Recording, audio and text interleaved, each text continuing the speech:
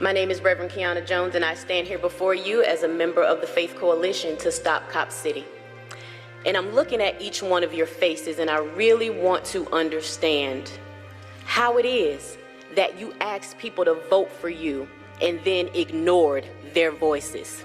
How it is that you feel okay with yourself lauding Abel Mabel, who had a lot to say about treating people right, who had a lot to say about the words of the Bible that many of you like to quote. Well, let me remind you of something. Be not deceived, for God is not mocked. That whatsoever a man soweth, that shall he also reap. So understand this, that the sins of the father will be visited on the children. It has happened time and again. So it may not happen to you, but what about your child? What about their children? What about their children's children's children? What will your legacy be? You so-called legacies of black misleadership sitting up here on this council. Let me tell you something. Representation is not enough when you don't represent the people who elected you. The people came out and spoke clearly. And let me go to the Bible one more again and say that we are here as clergy to cry loud and spare not. We are opening our mouths and crying with a loud voice to say that we don't want Cop City. I live in East Atlanta. I don't want Cop City. I got 5 black children. I don't want Cop City. I like breathing clean air. I don't want Cop City. I want to drink clean water. I don't want Cop City. I don't want Black Hawk helicopters landing around the corner from my house. I don't want Cop City. I don't. My neighbors don't. My granny don't. She's been in her house almost 50 years, and you suckers will never get it through gentrification because we knew what to do. And Mary Norwood and the people of Buckhead, this will not be your trade-off.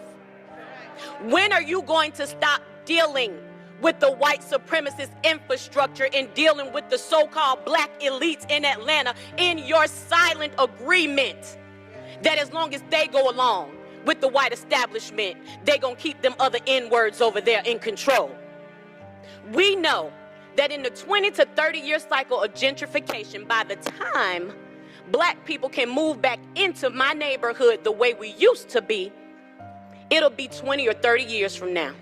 And Cop City was your answer to make sure that our black asses stay right over there and don't go to Buckhead. Well, we telling you right now, as sure as Peachtree runs into Buckhead, this is our land, and we ain't gonna stop fighting. We are not going to stop standing. Get used to these voices. Get used to these faces. Get used to being called out. And if you feel like you in church, then maybe you ought to say ouch, because I know I'm standing up here preaching to somebody. And if you harden your heart, be reminded of the story of another Pharaoh who had a very hard heart, who would not free the people of God, who would not lead them to their land.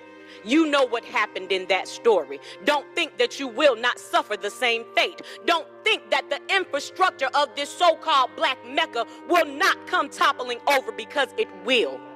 And how long are you going to treat us like we dumb as dirt? We're not. We are not. We know more than you think we know. And the fact that you chose to ignore a legal court order to stop work and allowed greedy corporations to go ahead displacing people, but taking up my green space. Don't you know that the environment has been used to oppress and suppress black people and indigenous people for ages? And we see this. So we're talking about environmental justice. We're talking about economic justice, because the least y'all could have done was mandate that those contractors who work on that job, that they hire at least 33% of community members. But you're not doing that. So you don't care about the air we breathe. You don't care about the water we drink. You don't care if we can make a living wage. You don't want to sustain that community. You want to displace us so that those who are giving you kickbacks can have something that they said we built over here and we got them Negroes out. Why are you okay with that? Because I know somebody who's on this council had a father who stood to make sure that Negroes could stand and be wherever they wanted to be. I'm saying all of it. Because at the end of the day, there are a lot of self-righteous people sitting in seats of so-called authority, and you are deluded to think that you have power. We have the power, and we gave you authority because we trusted you. My God. And shame on you, Dustin Hillis. I don't give a damn if you don't look at me one time, because you know what you have done, and you know you ain't worth the dirt up under your feet. But I tell you what, in the words of my granny, because I ain't got to lean on the Bible, Mary Kay Thomas is a strong woman and taught me to fight. In the words of my granny, you may not pay what you owe, but you will reap what you sow.